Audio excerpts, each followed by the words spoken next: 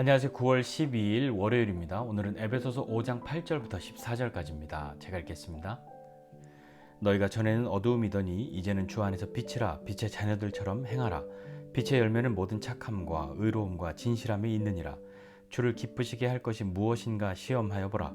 너희는 열매 없는 어둠의 일에 참여하지 말고 도리어 책망하라. 그들이 은밀히 행하는 것들은 말하기도 부끄러운 것들이라.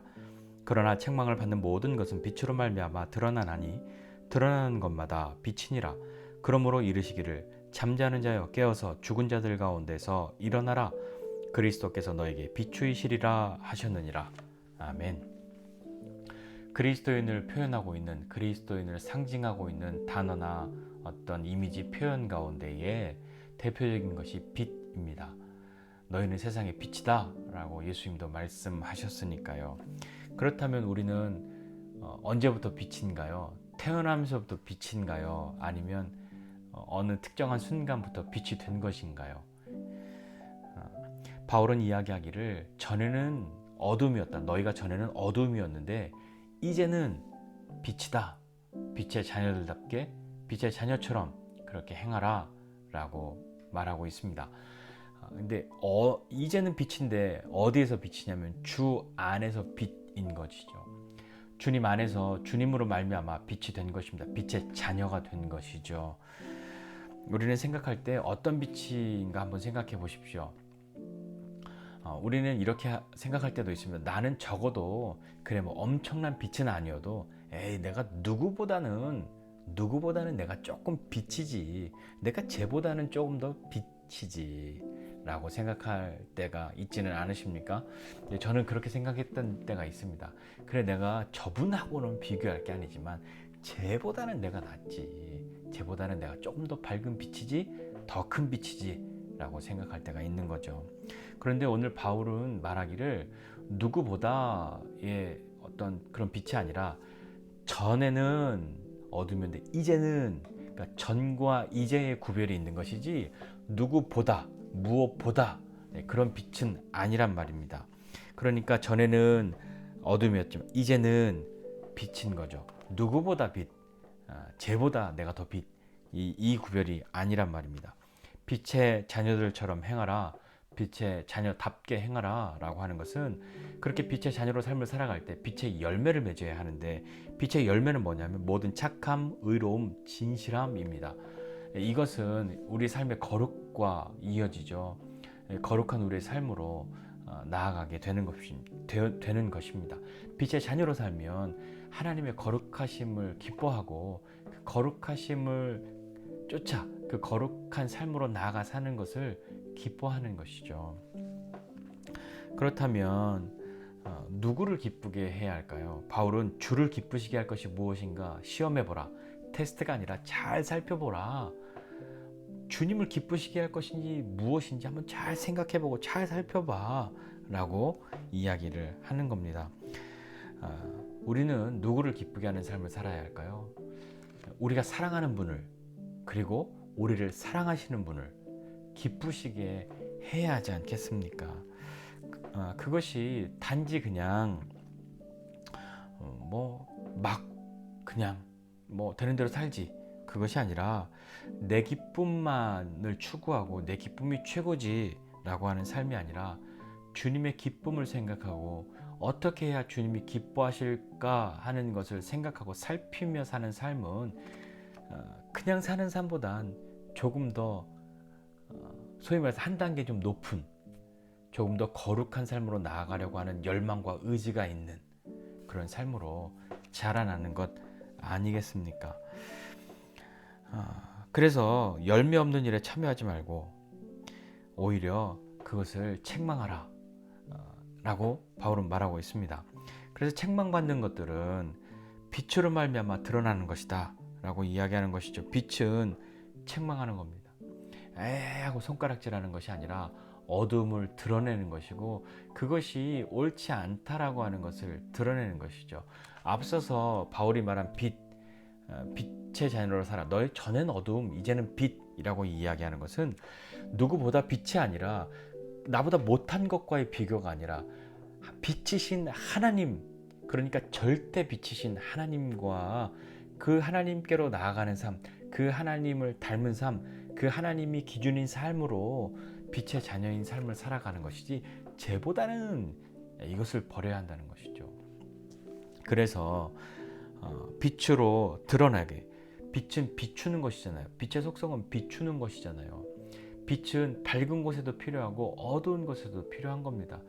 여기서는 아무리 선한 말, 아무리 옳은 말을 해도 소용없어, 그렇게 그냥 포기할 것이 아니라 그곳에 빛이 필요한 것이지 않습니까? 빛은 드러내는 것이니까요. 흉보는 것이 아니라요, 정말 빛이 무엇인지, 선한 것이 무엇인지 드러내야 하는 것이 빛이지 않습니까? 빛은 비추어야 합니다. 그러므로 잠자는 자들 가운데에서 일어나라. 죽은 자들 가운데서 일어나라. 잠자는 자여 깨어라. 너 죽은 자들 가운데서 일어나야지 라고 말하는 것은 빛이신 그리스도가 이 잠자는 자들을 깨우시기 때문입니다. 주께서 우리에게 빛을 비추셔서 잠들어 있던 우리를 깨우셨던 것처럼 그리스도를 닮고 그리스도를 닮아가는 삶을 살아야 하지 않겠습니까?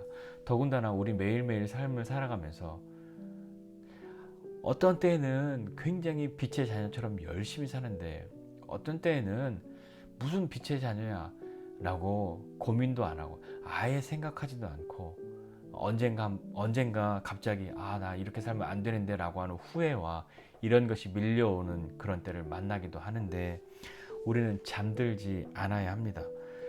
깨어 있어야 하는 것이죠.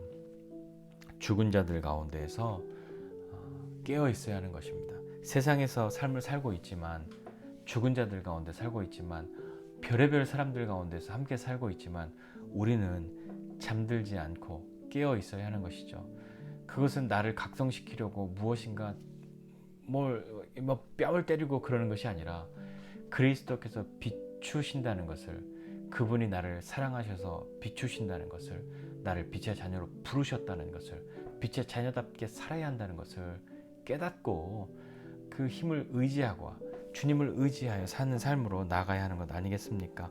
그래서 우리는 일어나서 그리스도의 빛을 비추는 빛의 열매를 맺는, 누구보다 나는 쟤보단 빛이지 이것에 만족하는 것이 아니라 절대 빛이신 그 하나님, 나는 그 빛의 자녀야 라고 하는 것에 그 부르심을 깨닫고 빛의 열매를 맺어서 하나님을 기쁘시게 할 것이 무엇인가 잘 살펴보고 하나님이 웃으시는 것으로 나의 기쁨을 삼고, 하나님이 웃으신, 어떻게 하면 하나님이 기뻐하실까, 하나님이 웃으실까 하는 것에 관심을 두고 산다면 우리는 빛의 자녀답게 사는 것에 한 걸음 한 걸음을 내딛는 것 아니겠습니까?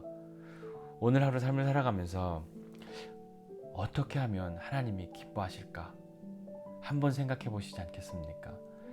매 순간 한순간도 빠짐없이 이렇게 생각하고 산다는 것은 쉽지 않겠지만, 그래도 불현듯 갑자기 어떻게 하나님이 기뻐하실까 하는 그런 물음이 생겨났을 때, 어떤 선택의 상황 가운데에서, 어떤 고민의 순간 가운데에서 어떤 것이 하나님이 기뻐하실 것인가에 대해서 하나님께 묻고 그분을 들으려고 하고 빛의 열매를 맺으려고 하는, 잠들지 않으려고 하는 그런 마음으로 하나님의 은혜를 구하며 살아갈 때 하나님이 웃으시는 것, 그것으로 우리의 기쁨 삼고 하나님의 기쁨이 내 기쁨 되는 그런 믿음의 삶을 사는, 빛의 자녀답게 사는 저와 여러분 모두가 되시기를 주님의 이름으로 축복합니다.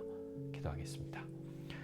하나님 아버지, 은혜와 사랑을 감사드립니다. 하나님, 참으로 우리는 전에는 어둠이었는데 이제는 주 안에서 빛입니다. 빛의 자녀로 부름받았으니 빛의 자녀답게 빛의 열매를 맺는 삶을 살 수 있도록, 그리하여 하나님을 기쁘시게 하는 삶을 살아가는 것을 기쁨으로 삼는 빛의 자녀들이 다 될 수 있도록 은혜 베풀어 주십시오. 하나님, 우리 잠들지 않게 해주십시오. 죽은 자들 가운데에서 깨어있게 하여 주십시오. 세상 가운데에, 세상의 풍파에 풍조에 휩쓸리고 잠들어 물드는 사람 아니라 그곳 가운데서 그리스도의 비추심을 받아 깨어서 하나님을 기쁘시게 하는 삶을 살아가는, 어둠 가운데 있는 것을 드러낼 수 있는, 어디에서든지 빛이 되는 삶을 사는 삶으로 부름받았다는 것을 기억하고 오늘도 하나님을 기쁘시게 하는 것이 나의 기쁨 되는 빛의 자녀의 삶을 살기 원합니다. 주님 은혜 베풀어 주시고 도와주십시오. 감사드리고 예수님의 이름으로 기도드립니다. 아멘.